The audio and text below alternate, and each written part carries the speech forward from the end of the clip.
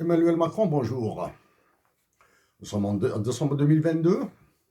Pour moi, un bilan nécessaire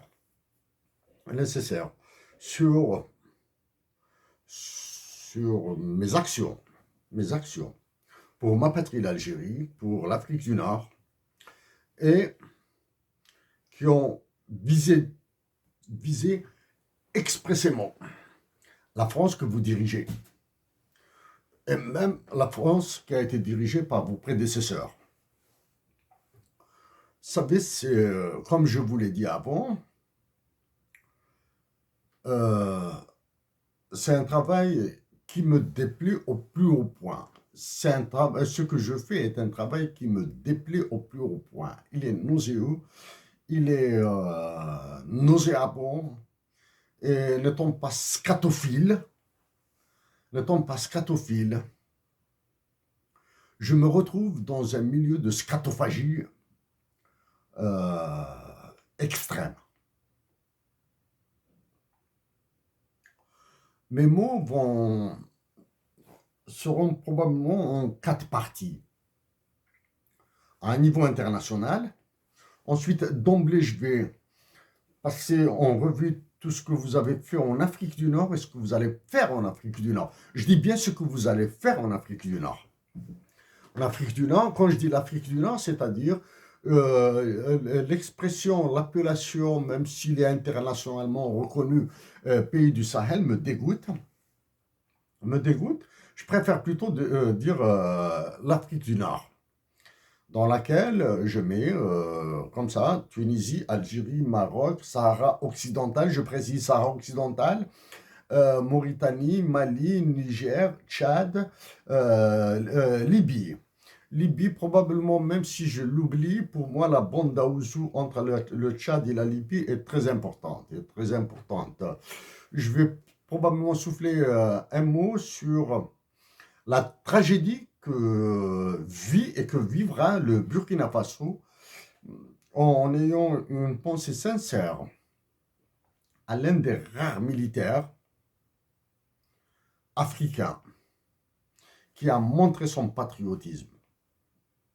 Même si idéologiquement nous sommes assez différents, et même différents, Thomas Sankara a été un patriote pour son pays et l'Afrique. Ensuite, je dirai quelques mots sur la Coupe du Monde, la dernière Coupe du Monde, laquelle vous avez assisté à sa finale, durant laquelle vous étiez présent dans sa phase finale.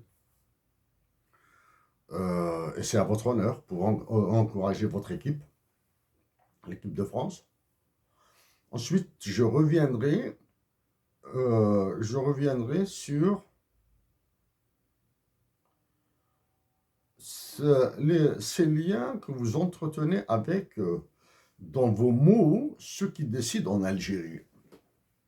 Parce que d'emblée, je dis à mes compatriotes d'Algérie qui sont en train de gagner contre la France officielle, c'est-à-dire la France que vous dirigez, vous qui êtes maintenant dans la mégalomanie politique. Voilà. Au niveau international, Emmanuel Macron, rapidement, bien sûr. L'un de mes échecs personnels, strictement personnels, j'ai raté le coche. J'ai raté l'approfondissement de la réponse du secrétaire général de l'ONU, Ban Ki-moon, quand je lui ai parlé de l'initiative internationale BRINA. Je rappelle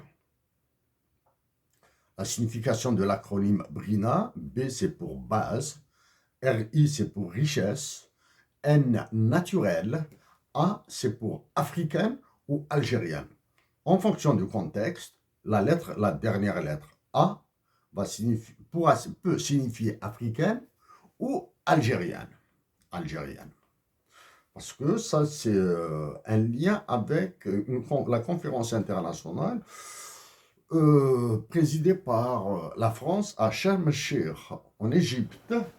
Et ce que vous voyez là, c'est le site internet de la COP 27 à Sharm el-Sheikh. Donc, mon échec est dû pour 3 raisons, 3 causes. La timidité, quand j'ai suggéré l'initiative internationale BRINA, c'était en 2016. C'était en 2016. Donc,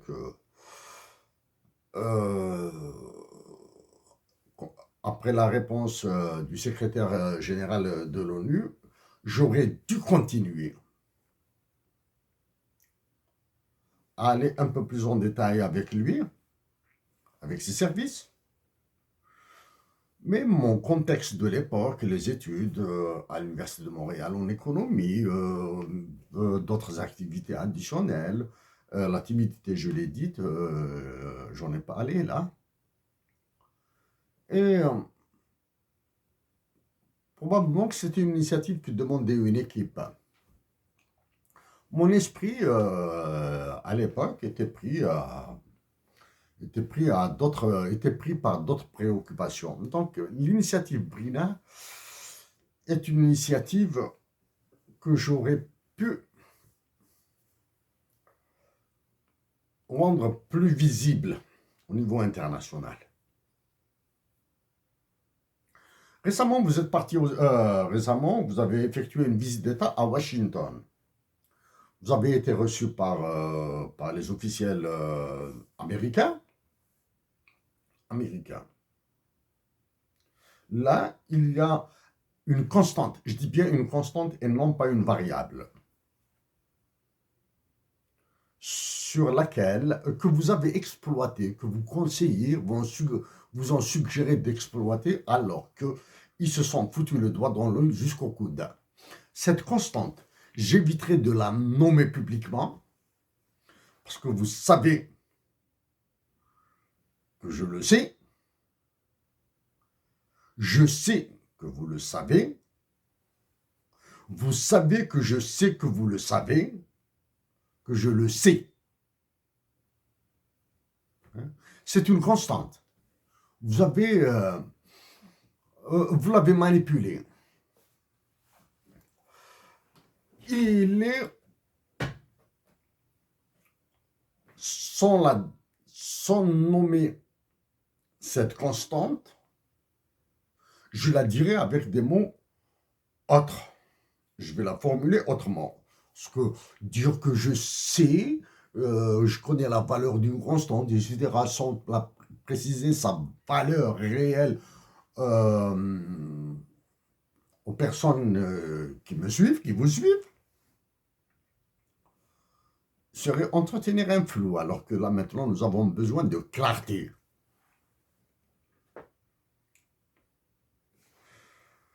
Le président des États-Unis, durant votre rencontre avec le président des États-Unis, ce dernier a dit qu'une rencontre avec le président de la Fédération de Russie est possible.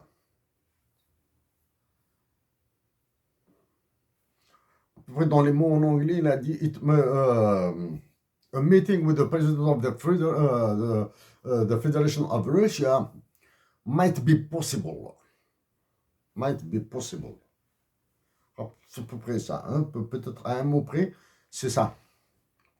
Le président de la Fédération de Russie a immédiatement réagi. Cette rencontre est possible à condition que les États-Unis d'Amérique reconnaissent les territoires annexés. La Crimée et le Donbass, en Ukraine. Dans la journée même, des officiels américains ont réagi en disant qu'aucune rencontre entre le président des États-Unis d'Amérique et le président de la Fédération de Russie n'est à l'agenda. Ça, c'est les officiels. Donc, cette constante est contenue, la constante dont je parle, que vous connaissez, que je connais, est dans ces mots. Voilà. Maintenant, pour des raisons historiques, le pouvoir fédéral américain est en train de cajoler la France. Des raisons historiques, hein, liées à la Deuxième Guerre mondiale. Est en train de cajoler la France. Il a besoin d'un appui. Du moins, il n'a pas besoin d'un appui, il a besoin plutôt d'un instrument en Europe. Un État comme instrument. L'État qui l'instrumentalise, les États-Unis d'Amérique, sont en train d'instrumentaliser la France en Europe pour leurs intérêts en Europe. Ils vous instrumentalisent. Hein. Ce n'est ni un appui, ni la France que vous dirigez, Emmanuel Macron, n'est ni une force sur laquelle les États-Unis d'Amérique peuvent compter, c'est juste un instrument. Cet instrument trouve son interprétation juridique dans l'article 103 de la Charte des Nations Unies.